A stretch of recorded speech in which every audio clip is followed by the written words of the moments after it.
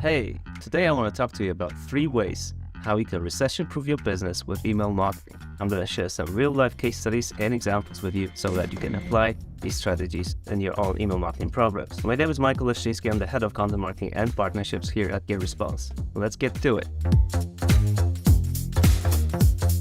Before we dive into the strategies, how you can recession-proof your business, I want to address one important question. Why should you invest in email marketing in 2023, especially if you've not done this in the past? Email marketing might seem like an outdated marketing channel, but it's still one of the key marketing channels available to companies big or small, no matter the sizes or the budgets. And there are 3 main reasons for this. One of them is that it has an enormous ROI. So for every dollar that you invest in email marketing, you get on average $38 in return. It is an affordable marketing channel.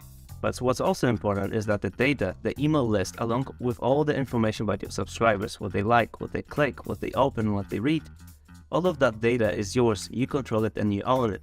And most importantly, email marketing is not owned by any single company, unlike with social media, where you have Facebook, or with other platforms like Google, where you have big companies that control your organic reach. In email marketing, that isn't the case. You don't have any algorithms that will reduce your organic reach.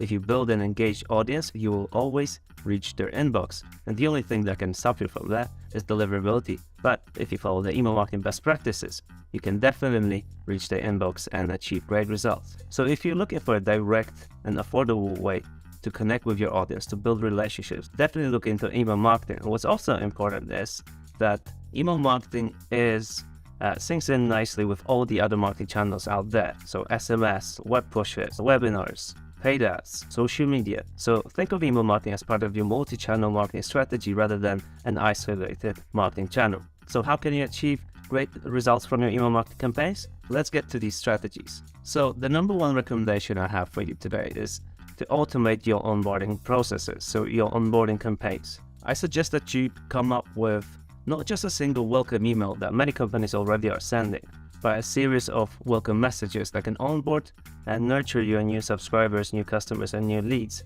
so that you can do it automatically, and it can help you save time in the long term.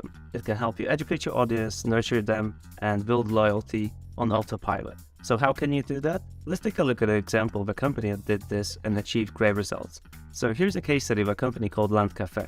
They are an e-commerce store, an online business selling artisanal coffee and coffee accessories, and they developed an onboarding email series that consisted of 6 emails that educated their audience, and then an additional email that had a coupon in it. And from that onboarding sequence, they managed to get over 50% of sales. So pretty much every second subscriber ended up being a customer. And what's also interesting is that the coupon email that came last only generated a 13% of that sales. So the educational campaign actually performed really well. So what went into their email marketing series? Let's take a look. So in those 6 emails, they decided to talk about their brand. They said, they explained how the company name came to be, where they're sourcing their coffee, where they're buying it from, what are the characteristics of different coffees from different types, different places in the world, how can you brew your coffee, how to understand the labels, how to tell the difference between a mass-produced coffee from a mass retailer and a specialty shop like theirs. And why did it work so well? We talked to the owner of this company, and he told us that he knew specifically that their target audience isn't just anyone. It is mainly the people that know the difference between mass-produced coffee and specialty coffee. That coffee is usually more expensive, so they knew they had to really quickly educate their audience so that they would be educated, they'd know the brand, they trust the brand, they like the brand really quickly, so they'd be ready to buy from them. And that is why their campaign worked really well. Let's take a look at B2B example now. Here's a company called Raveno, and they're a producer of high-quality lubricants for automotive industry. Their customers are typically workshops, mechanics, and manufacturing plants as well. So in the pandemic times, pre-pandemic times, they would normally have to educate and meet face-to-face with everyone that wanted to resell or use their products. As you can imagine, that takes a lot of time. It is something that is difficult to do on autopilot. But when the pandemic hit, they had to move everything online. So they decided to move everything to an email series connected with landing pages and webinars on demand. And through that, they managed to actually train over 1,200 people in just 3 weeks. Normally, they would achieve the same result in about 2 years. So as you can see, when I talk that email marketing and automated sequences, they can save you time long term, that definitely is something that I can stand by. Okay, the number 2 recommendation I have for you is to proactively re-engage people that are lapsing, that are becoming unengaged with your communication, and to capture lost sales. I know this is typically something that you can see with e-commerce companies, that they send out abandoned cart emails, but it is something that both B2B and B2C companies can apply. And why do you want to do that?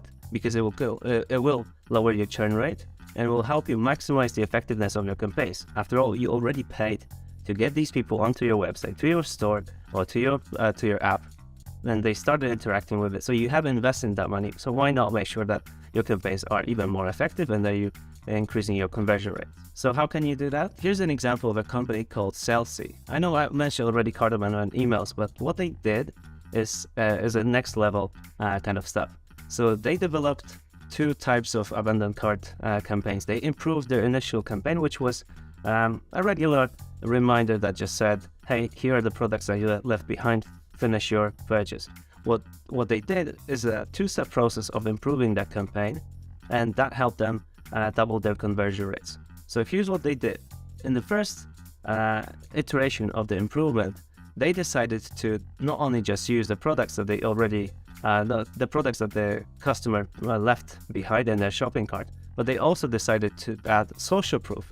So reviews of the store from customers that were happy and have previously purchased something from the store.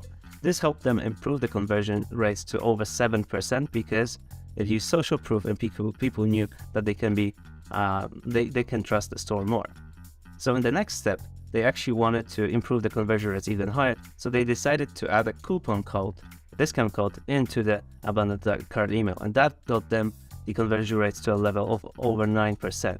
So as you can see, even from a simple cart abandonment campaign, you can increase your conversion rates by overcoming the hesitations and that any friction that your customers might have before they would like to convert and purchase. And how can B2B companies use that? The way we use this, and I know other companies do this, they identify customers that are no longer interacting with them. They're falling behind on the communication. They're not opening the messages, visiting the website. So they identify them and automatically re-engage them with either via salespeople or via emails. What you also can do is track important pages on your website or on your platform. So for example, if you have a premium feature that is not available to some customers, you can track whether people are actually visiting this page. We can track if they're visiting a book a demo page, or they're visiting an upgrade page, but they're not converting. So you can automatically follow up with them and try to convert them more. The third idea that I want to propose to you today is to make your communication more engaging. And there are multiple ways how you can improve your emails so that they are more engaging. You can add videos to them, you can add images, you can add social proof. All of these things will improve your conversion rates. But what's super important is to make sure that your communication is personalized. This will improve your conversion rates, engagement rates, and will also improve your deliverability, which is super important in email marketing. And luckily, this will also help you bring in more repeat customers and turn your customers into repeat buyers and brand advocates. So let's take a look at an example of a company called TechSoup. This is a foundation supporting NGOs that need access to and training to different software and hardware. So they devised a campaign. They changed their newsletters from mass communication, one generic email that would go to everyone, and they made sure that every single email that they send out is tailored to the needs of their audience. And by changing that approach towards more personalized communication, they managed to increase their conversion rates, 1,200% increase of orders value from a newsletter. So here are a few tips from the TechSoup team that really resonate with what I want to propose here. Every email had a very clear structure. It was easy to consume. It had the same color scheme, the same graphical elements, and they targeted a specific audience. So if you had someone that was interested in training, for example, in data sheets in Excel, or you had someone that was interested in webinar software, they would make sure that each email had only the sections that were most important to that audience. And that help them achieve great results. Finally, I want to make sure that you realize and you lean into artificial intelligence. I know plenty of us are talking about ChatGPT these days, and I want to make sure that you already know that email marketing can benefit from that as well. There are already tools out there that do this for you, and here at GetResponse we also have some solutions AI-based for you that you can use already today. So how can AI help you? It can deliver product recommendations within your email communications automatically, either on your email or on your website. It can also help you generate AI subject lines, so automatically create new subject lines for you so that they will resonate better with your audience and they will reflect whatever offer you have in your emails. They can help you optimize your email send time so that your messages are actually delivered at the time that is most likely the most optimum time for the recipient. And finally, it can speed up your content creation. I know plenty of us get a writer's block when they come up with their email campaigns. AI can definitely help you out with this, and they can speed up the process for you. And most importantly, because of that, it can make your email communication more engaging, more captivating, and generate more results for you. To put it together, so how can you recession-proof your business with email marketing? Definitely make sure to free up some time and automate the onboarding processes so that you can lead in, nurture your new subscribers, turn them into brand advocates, and turn them into customers. Proactively re-engage your existing customers and audiences that are lapsing, they're falling behind, they're not opening your messages as actively, and capturing lost sales through abandoned cart emails and just tracking all the pages that are important to you where there's a potential to upgrade your customers, and make your communication more engaging with personalization and lean into AI tools that can help you speed up the process of creating your campaigns and making them more compelling. All right, I hope this helps you a lot. Be sure to subscribe and check out GetResponse. Try out everything that we've got here for you, and happy marketing.